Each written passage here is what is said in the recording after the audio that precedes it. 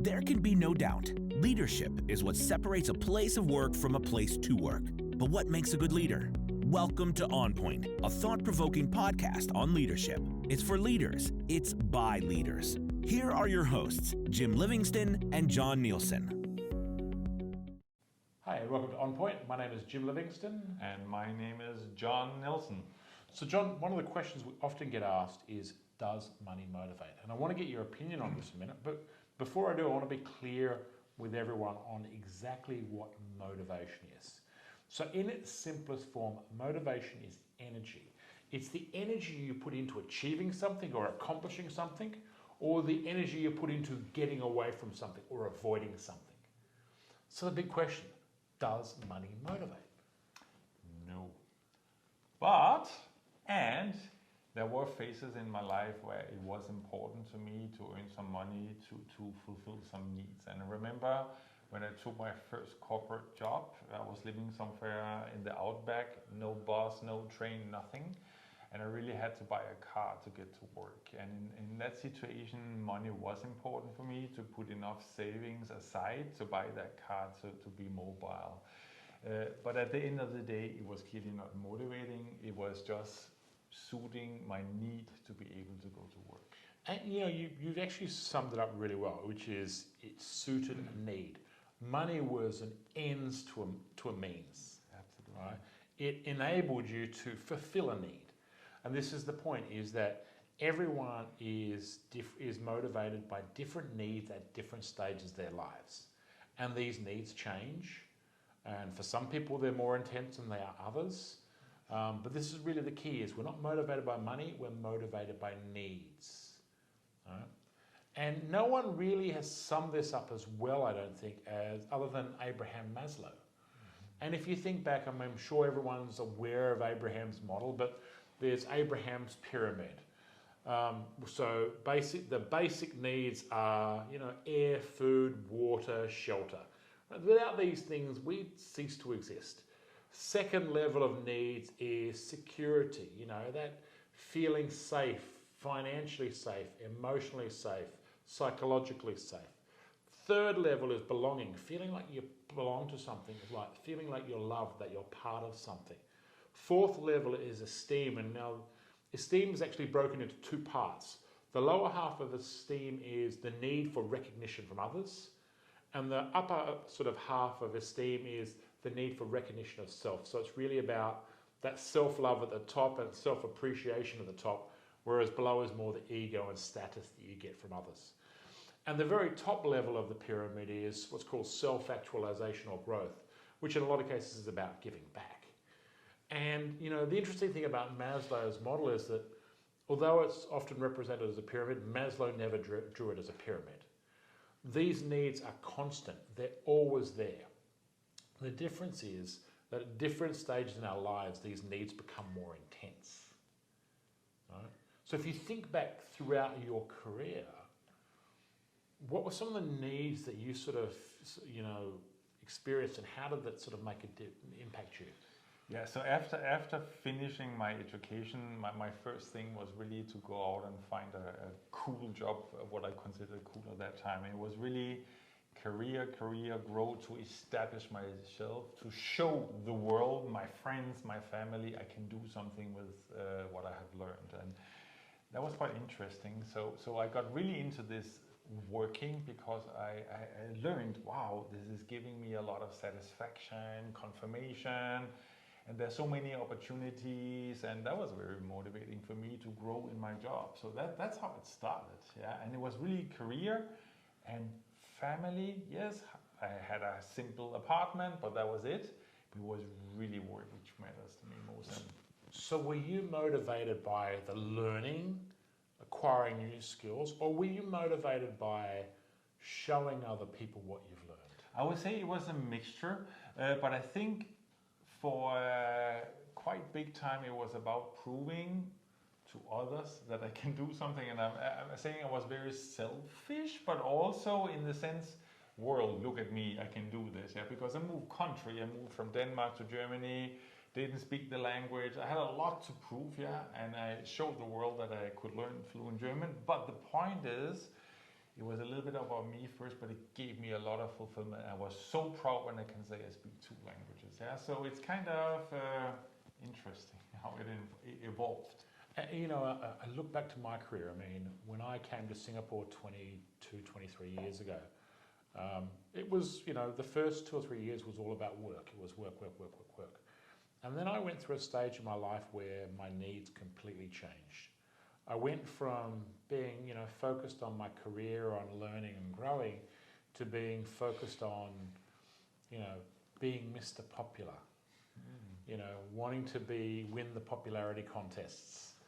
And my needs were so intense, that need for belonging, to feel important, that need for, that lower form of esteem, that status, that ego, that became so strong that I started throwing parties, going out all the time, at the detriment of my job, and my work suffered as a result. So this is an example of how a need can change, and depending on how intense that need is, it can have positive effects, or it can have, in my case, it had a very negative effect on my career. But then I look back to how it had another influence, and I think about when I got married and when my son was born. And prior to my son being born, it was, my focus was really on myself, on proving myself, on achieving more and more, doing more and more. And, challenging myself to sort of grow and to do more. But the minute my son was born, that need changed from, being about me to being about, okay, we have a child. How do we provide security for our child? How do we make sure that that child is going to grow up and, not be spoiled, but, not have to want for a lot of things that, that he shouldn't have to want for? I can very much resonate to that. So I would say career in my whole life has been pretty dominant, and still is. I enjoy it and I love it. And too often family came short, and I had my learnings, and I think that made me an even stronger and a different, more successful person. But when kids comes into the game, it's amazing how it can shift overnight, and you suddenly realize, wow, that's a complete new responsibility, and it can really change in days that you have never thought about it. Your whole schedule, your life is changing. Or when you're stricken with, some disease, or you've got some illness, the point of this is that, needs are never constant, right? They're always there. You've always got all 5 areas of needs, but sometimes they become really intense. Sometimes they become less intense. Case in point, a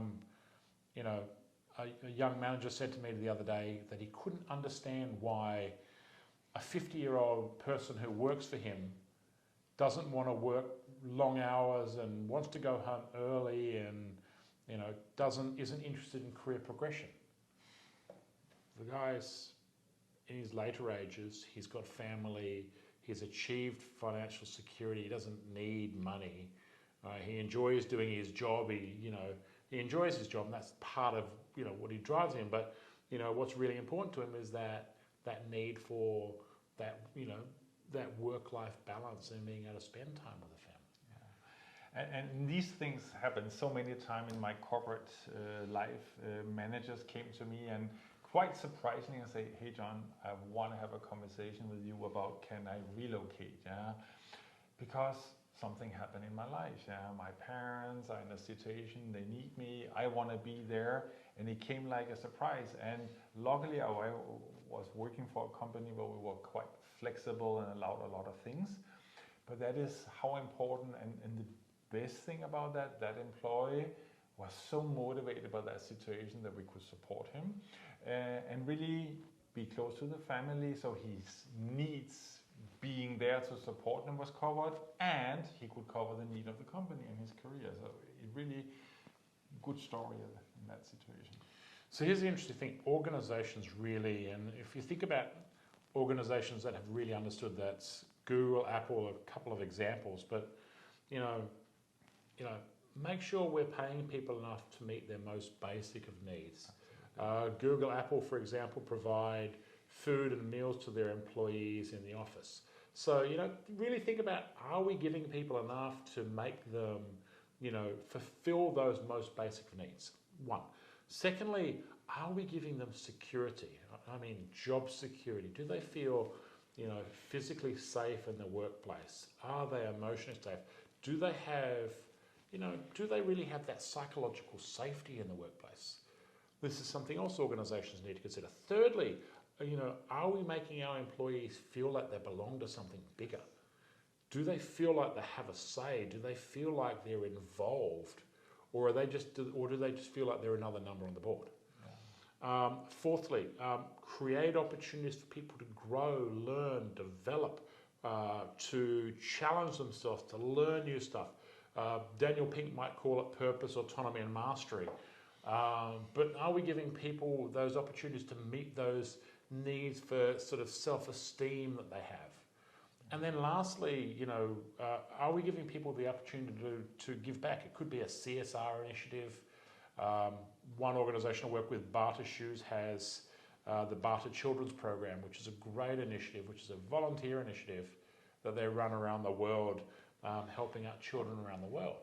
So, I mean, these are examples of what organisations can do and how they can really take Maslow and sort of apply it in the workforce. And I just know from my own career, when I had the opportunity to get involved in giving back citizenship work, it was many people didn't even raise their hand, but it was so important to me, and I like to care and enable others, and it was just the best thing which happened in my career, having that opportunity to go to Africa and really see the world and help the world which needs it most of that time. And so it's not about money. Sometimes you dedicate your time and you are just in the right place and you do the right thing. And that is also how I felt I was belonging to something much bigger, because I'm making the world a little bit better. And the interesting point of this is that it works for some people, it doesn't work for others. Exactly. Right? Some people find that incredibly self-fulfilling and get a lot of satisfaction out of taking part in something like that. Not everyone's like that, and we need to be mindful of that. Exactly. So I suppose the big question is, if you could think of 3 things that a leader should do to really engage and motivate people, what would those 3 things be? So Jim, the first thing I clearly would say is understand your people, okay? We have to spend time with our people and really find out what are their needs, what are their motivations, yeah? And often we are so busy that we don't take the time to have that conversation and understanding our people, and really not only having the conversation, and I really say memorize it, because we have to come back to this certain time because it's stressful time and we forget what is so important to them and ignore it. Memorize it, write it down. Some people have scorecards, but that will be clearly one. Okay, so understand them. What will be number 2? Number 2 is really, I call it adaptation, adapt, because every person is different. Every situation is different. So if you think, oh, this is going to suit one fits all, it is not working. Every person, every situation, every month, every year is different. So you have, as a leader, to be super adaptable and really adjust your leadership style. Like, I am a person with high energy, okay? If I go into certain people with my high energy, they absolutely do not want to talk to me. So I had to change style, because all they want, John, tell me the facts, the date, and I will do for you, okay, kind of.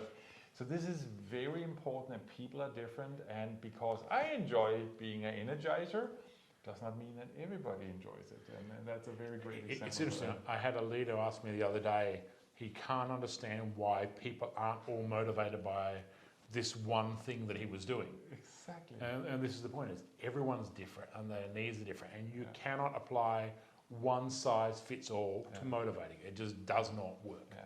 So that's 2. What would be 3? So the third one clearly is about staying in tune, okay, with the people, because situations, conditions are changing all the time. It can be in the workplace, it can be project-based, it can be in the family, as you mentioned earlier, it can be health-related, so many factors. Things are changing very fast, or COVID is suddenly happening to all of us. We all have to adapt and understand and really take a moment and say, what does that mean? Let me check in with my people. So really, again, change and make sure you stay in tune with your people and their needs. I can't repeat that enough. And this is a really important point. You said about change and you mentioned COVID. I mean, think about this. There's a lot of people out there that are motivated by that need to feel like they're part of something, that need to feel like they're part of a team, that they're connected. Yes. And then the minute circuit breaker hits, the minute COVID hits, they suddenly feel disconnected. So they're not fulfilling a lot of that need. And we need to be mindful of the fact that these needs are changing. Yes. So we have, really understand your people. We have adapt the way, don't use a one-size-fits-all approach. Correct. And really stay in tune with what's going on, because we know needs are always changing. Yes, exactly. There you have it. There's our thoughts on motivation. Look forward to seeing you in the next episode of On Point. You've been listening to OnPoint, a thought-provoking podcast for leaders by leaders. Want to keep up to date or come on the show? Please visit www.northpoint-training.com/onpoint.